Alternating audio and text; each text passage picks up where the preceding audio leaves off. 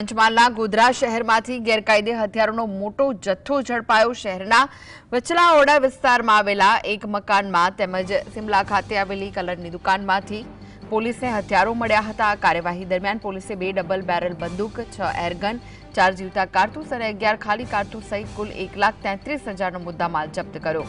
પોલીસે આ ગુનામાં અહેમદ હુસૈન યુસુફ મોહન નામના શખ્સની ધરપકડ કરી છે, જ્યારે હથિયારો સપ્લાય કરનાર મુખ્ય આરોપી રહીશ હુસૈન મીઠા હાલ ફરાર છે। પોલીસે આર્મ્સ એક્ટ હેઠળ ગુનો નોંધી વધુ તપાસ હાથ ધરી છે।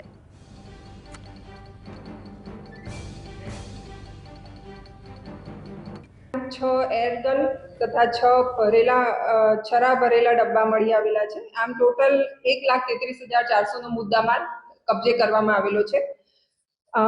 જે 2 ડબલ બેરલ બંદૂકો નો ઉલ્લેખ કરવામાં આવેલો છે, એ બાબતે ચોરીની એક તપાસ બી ડિવિઝન પોલીસ સ્ટેશન ખાતે 3 ફેબ્રુઆરી 2025 ના રોજ નોંધાવવામાં આવેલી હતી, જેથી આ ગુનો ડિટેક્ટ થયેલો છે।